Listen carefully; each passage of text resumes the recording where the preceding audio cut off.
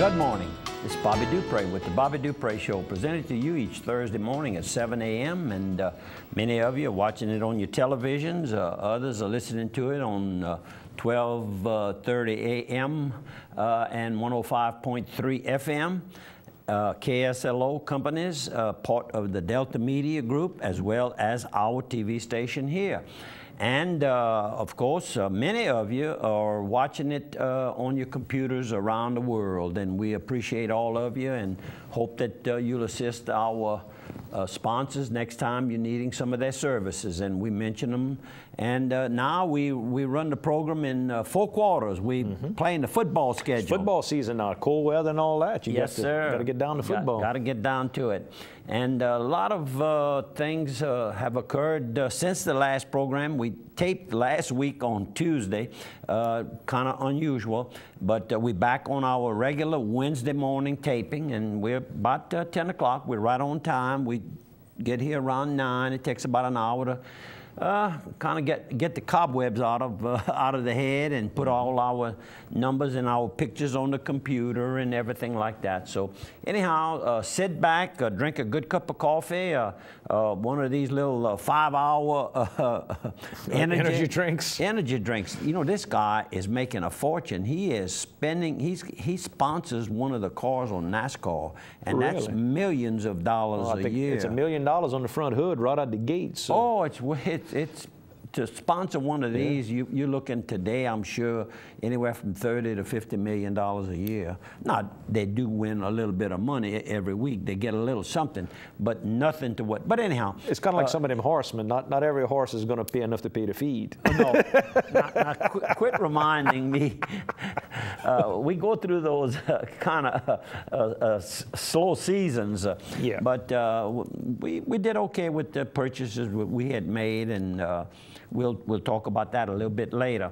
The big event, of course, during this particular week was, I guess, the honoring of all of our Americans and foreigners who happened to be in the World Trade Center, 9/11 and 9/11/01. I'm sorry. Correct. 01. It was the 11th year this year, the anniversary. And I guess each year it becomes bigger and bigger. And of course now, how far along have they gotten? I've seen different pictures. What's the progress on the new building? It's actually up. I mean, they got stuff going on. I mean, they got framework going up, and it's as tall now. I think they've reached some of the structures as high as. I got scared watching them work on that on the top sections up there. I mean, it takes. But you build the frame first, and you got to come back and fill in all that. Yeah. Thing. So it's a huge project. It's a huge project. But you were talking about people from other countries. One number I heard this week, I think it's 90 countries lost someone in the terrorist attacks. Oh. I think it's 90 separate countries. One lady I heard talking on the news went to a doctor's office, and her doctor happened to be from a country somewhere in the Middle East. And I think that she had a picture of 11 people from her home country on the wall who had passed away. So it's hidden not just Americans. They focused on Americans, but it hit the whole world. Talking about doctors, a dentist volunteered after the 9/11, and I'm speaking to Dr. Jeffrey Dongeau. Originally, from what I could understand reading the article, this is in the People section of the Tuesday, September 11th article in the Morning Advocate, the Advocate.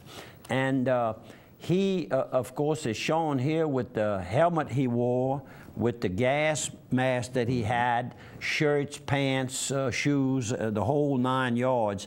He has this on display in his office. He's now practicing out of Kenner, but the firm that he works with, it's a large dental firm, and they have several offices in Lafayette, in New Orleans and in Baton Rouge, and probably other cities also. But it takes in, he volunteered almost immediately. He was studying at New York University, so he was right nearby.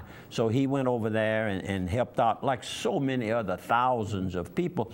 We had from here. Local firefighters and policemen that went up there. Sure. That's correct, and of course the state sent them 2 new fire trucks. We raised money thinking they could afford one, and so much money came in that they ended up buying a second fire truck for New York City.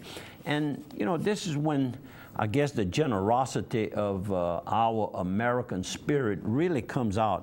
And it shows up in Isaac, the hurricane that just took place, and tsunami in Japan, and I mean around the world. And it's still going on. You'll notice in some of your church parishes over the next week to 2 weeks, they'll be passing special collections to still help the people with the Isaac hurricane. So keep your eyes open. Still a lot of people still with a lot of problems from it. Something that's taken place for the last 66 years apparently won't be taking place, and that's, we like to bring the good news, but then we like to bring the news and how it affects the community. And the Yambali Association, due to, I guess from what I could see, was a lack of interest. Yvonne Norman, who serves as the president, reported in the interview, and by the way, she really looked good. Did you see that interview? She was dressed up. You know, she's not a dress-up lady. Right. She's too busy working. Too busy working. Really looked nice. So I was going to try to call you, but I'm going to just announce it to the public. You really look nice, and I know it was hard for you to stand there and it's emotional do this. Because her mama, and I mean all of our families have been very involved in the Yambali over these years. Right. You know? Miss Yvonne, and they're not saying it's forever. They're gonna, you know, look at, I guess, regroup or try to regroup, and possibly next year do a Yambali. But for 66 years we've had a Yambali, and I recall it when the first few years. It was one of the very largest in the state of Louisiana, and there was only like 3 or 4. Now every community has a Yambali, a parade and a function, a festival, and it gets, I guess, pretty hard to handle the funding of one of these. You have to have some upfront money to put it on. Sure, you get some money from the fair and the potato sales and, you know, whatever you use to raise money at the function. And used to rent a building. It was the only building in town at one time. So there are a lot of reasons that the money and the activity and the interests. But we thank all of those over the years. And I was Grand Marshal, I think it was 2004. I just happened to see that recently. So you haven't gone to dig your potatoes yet, have you? You're supposed to go to Grand Prairie to dig some. I'm supposed to go to Grand Prairie and with the Fontenot family over there. I haven't gotten my crate yet, so no, you know, I'm just putting my name in. Yeah, that's correct. We letting them mature in the crates inside of the oh yeah, curing in the kiln. Now, how about your T-shirt while we're talking about yams? Oh yeah, you got your Yam City Triathlon T-shirt. That's our good friend Keith Abert. Is one of the ramrods behind that project where they swim and they bike and they run each year. And it just we talked about it just past finishing weekend. up. And I might add that I spoke to Keith. He was needing to borrow the trailer one more time. We loan him a trailer every year to do his little moving around of different items that he needs over at our sponsor, by the way. We'll get our sponsor. Sure. We need a sponsor right after this. He said this was I think the best, if I'm not mistaken, the largest group of participants that he's had so far. And I might add, while we're talking about good things happening over the last few days, the Soirée Royale was held on Monday night at the event center at Evangeline Downs Casino and Racetrack. And I might add that it was a huge success. I didn't get a chance to go. I apologize, but we try to remind everybody about it. And I understand from Keith and Kathy up front at the station here, Keith Nazat and Kathy Thievis, that this was a huge, huge success, and we're certainly happy, and we want to thank the chefs and all of the volunteers that it takes to make this thing go. And so hard work is paying off. And we need a sponsor, and it's going to be LAC. LAC Group with the home health centers, which you were talking about, where a lot of the triathlon is based out of, right there on Heather Drive. Health and wellness to keep you in shape, to keep you in good condition.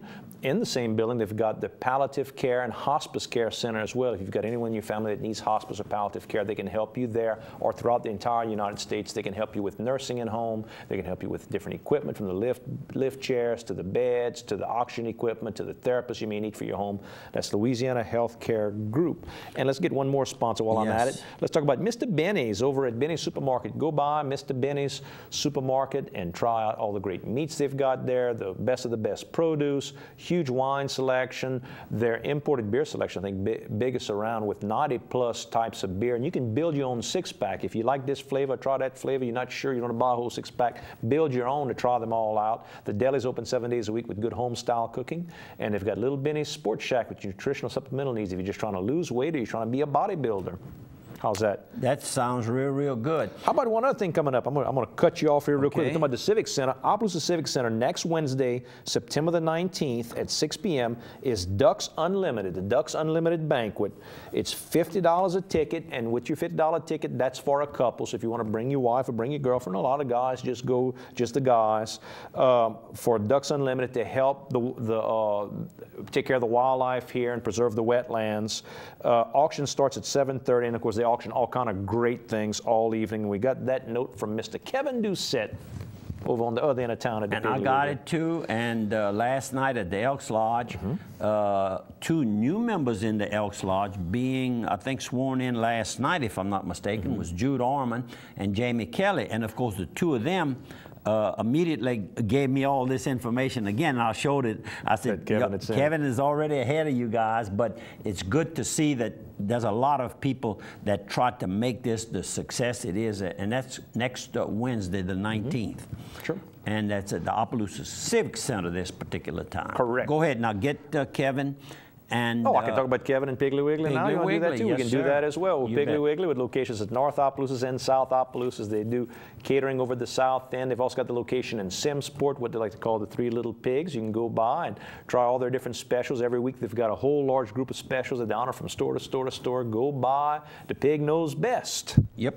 And Kevin does a lot for the community, as does Jody, who's the manager of the Piggly Wiggly South store. And of course he does the What's Cooking. What's Cooking show on our If you haven't watched it, look it up and do it. And you're going to also see Jason Hugate with the Steamboat. Go ahead and get the Steamboat. We're gonna hit that too. We're gonna if you go down to historic Washington, go to Steamboat Warehouse, get Mama away from the smell of her own cooking, and try all the great seafood dishes there. You were talking earlier about the paddle wheel, that good potato that they put meats in and cheese in and everything, and just a really good dish.